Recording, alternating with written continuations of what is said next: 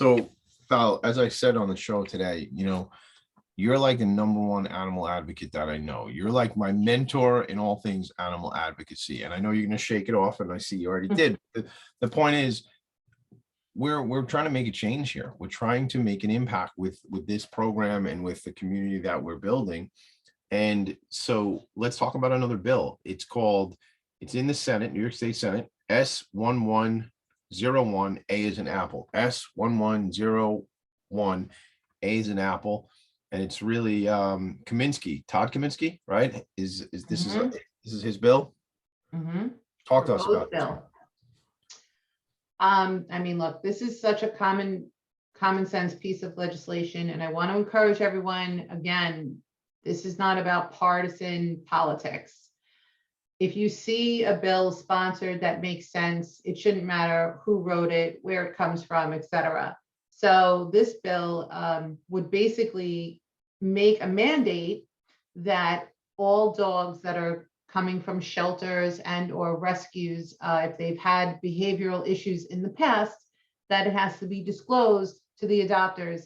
I mean, that just makes so much sense. And unfortunately, there are cases that when people don't know the full history of an animal, there's injuries. I've seen, animals, other pets in homes that have gotten hurt because they were placed with another animal that had a prey drive, or worse, the animal attacks the owners, the new owners. And there's a case actually right now in New York State, a town of Hempstead animal shelter dog was adopted out to a family, and 4 days later, and they did not disclose the fact that this dog was a suspected abuse case reported to the DA's office.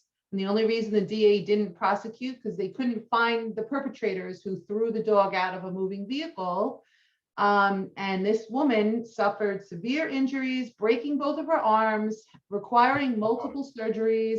She can't go through JFK without setting off the radar. Yeah, I mean, we're referring, if you don't get the reference, folks, JFK Airport, we're talking about like metal detectors and whatnot. That's it, the metal detectors. So this bill, I can't even believe this law has to be written. This is one of those pieces of laws, that should just be already. Like, of course you should know the behavioral history of an animal that you're bringing into your home. Can you imagine if that happened to a small child? Oh my God, I don't want to imagine that. I mean, this is some of this stuff is super obvious. I'll tell you a quick anecdotal story. The other night, I met these new people and they had a new rescue, and doing all this work with you is kind of opened my mind to a lot of things. But the dog was wild. He jumped up and snipped at me, and I felt him like bite my lip. And I'm like, holy, as you were talking, I'm going, I could have had, 3 stitches on my lip to put my lip back together because it's a puppy and whatever. It was rambunctious, but guess what? It jumped up and tried to bite my face. Like, that's what goes on.